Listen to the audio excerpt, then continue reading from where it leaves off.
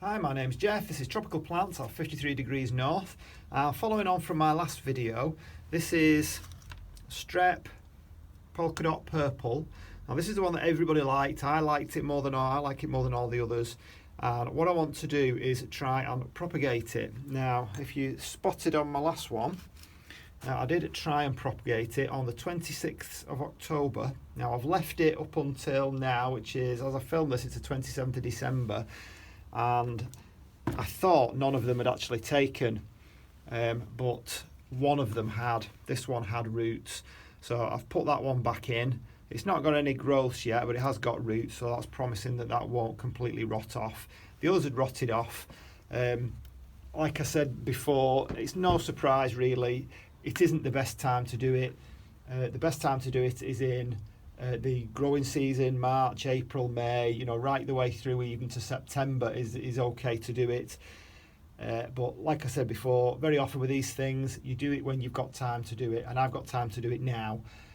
I don't mind if none of them take, but I expect that I will get some. I've got them in a propagator with like a bottom heat. The only thing I've got over the top is one of these little clear propagator lids, and what my propagator does is it cycles on and off. It's about 18 degrees Celsius, and it's on a thermostat, and it does cycle off again when it gets too warm. So what I'm going to do with this is I've got one slight twist on a method that I've done before and a new method to me, which I haven't done before. So I'm going to need my knife. Now, because I've used this knife for all sorts of things, I'm going to give it a little spray with this wiping alcohol thing, isopropyl alcohol, just to make sure. I'll just do this off camera over here, just to make sure there's nothing on it. I know, I must admit, I'm not the world's best at the hygiene thing in the greenhouse, but I'm trying to change my ways.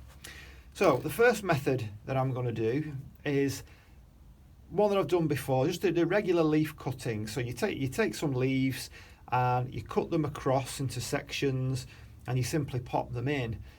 Now what I was doing, I was actually taking the older outermost leaves because they were the ones that were in my way and they were too big.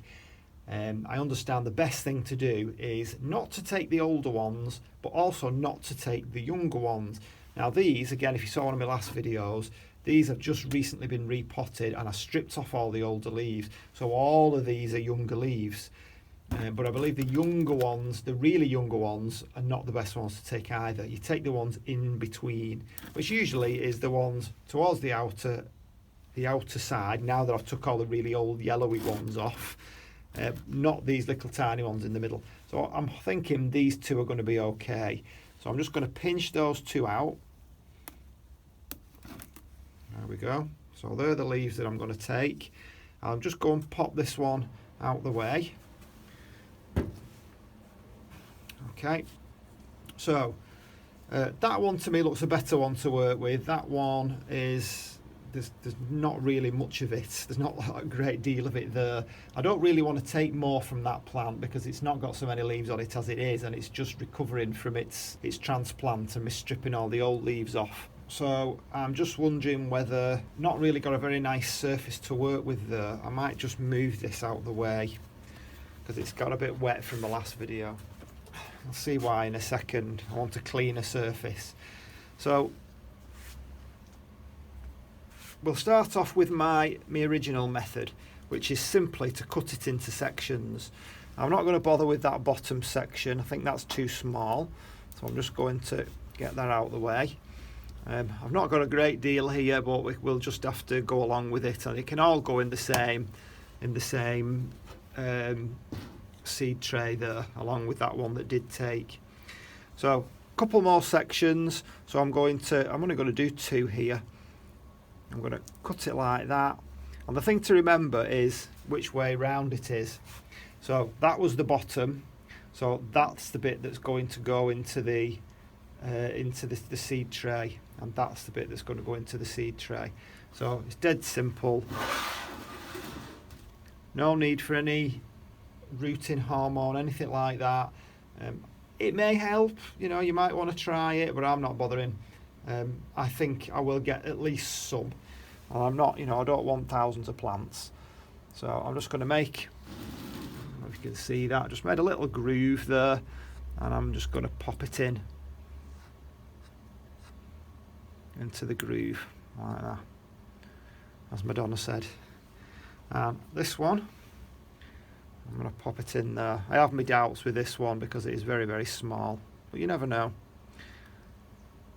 Okay, so that's that. I wish I had a few more that I could take, but you know, I'm at the point with this now that I don't really want to take too many more of it, because it, like I say, it is suffering anyway from its transplant. It's looking pretty healthy, but if I take any more off it, do I risk one more?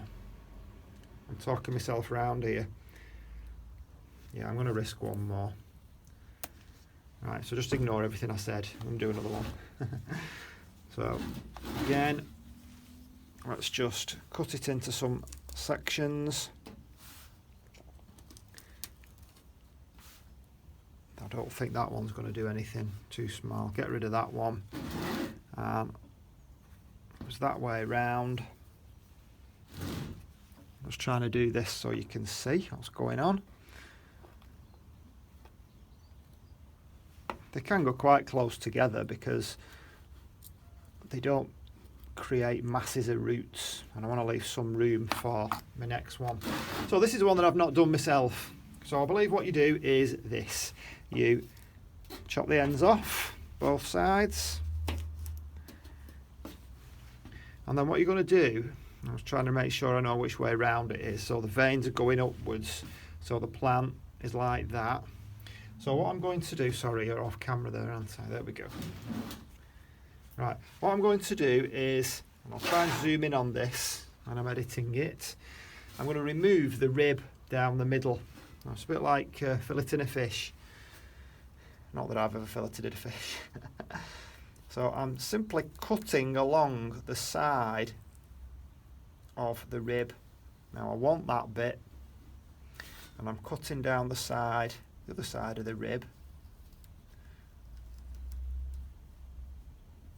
Now I always thought that it was the rib that created the roots, but it mustn't be. So that we're getting rid of. And this is what's left. Now I have my doubts whether these leaves are actually big enough, but we can only try, can't we? What it's going to be planted, or the side, the way round it's going to be planted, is where you've cut the rib away. That's the bit that goes in the compost. So you can see where the rib was on there. That one's probably a bit more likely to go, and that's going to go in to the compost like that.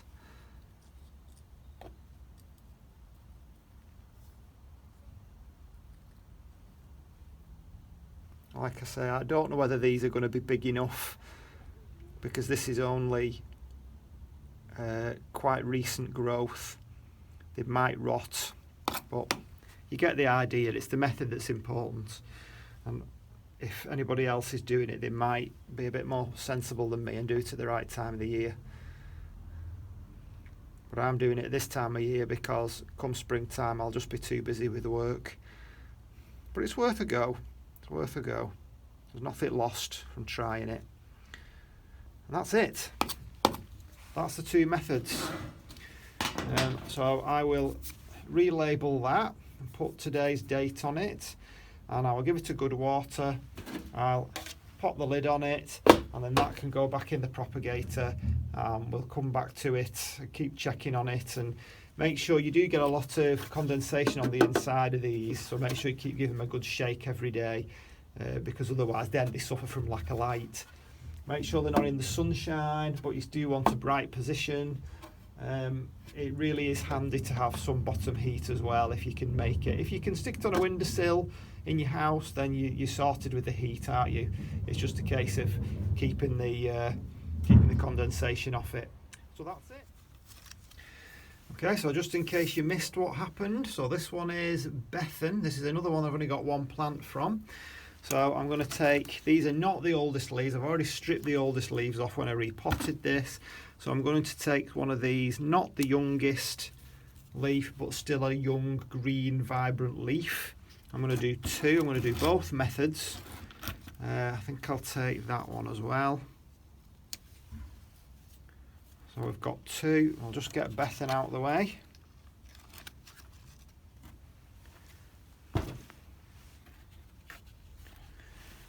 And try and do it out of the muck if I can. So actually that one's damaged, you can see there, so I'm going to have to cut that off straight away. Cut that off, get rid of that. So this one I'm just going to do 2, and we'll cut it in half, and that was the bottom, so that can go in there. I put them, you know, a good centimetre down. They need to be in contact, proper contact with the compost in order to make any roots. And this one I'm going to try the rib method. So I'll cut the bottom off, cut the top off, and then we're going to cut down the middle on one side of the rib and then on the other side of the rib, and then chuck the rib away. Oops, there you go. And then that is going to go in like that.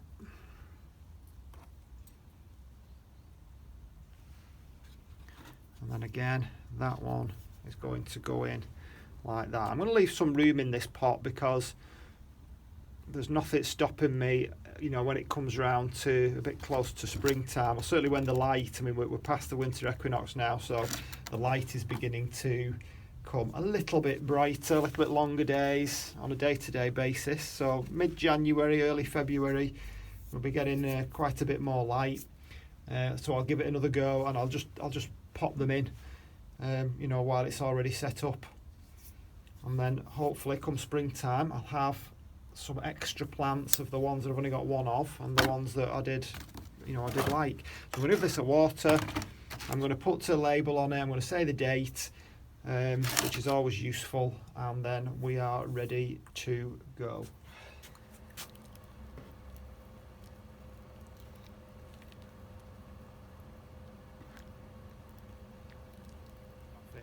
So that's it. So I hope you enjoyed this video. Please give it a like if you found it useful, and let me know how you've got on, if you've done any Streptocarpus propagation, and hopefully I will see you on the next one. Bye.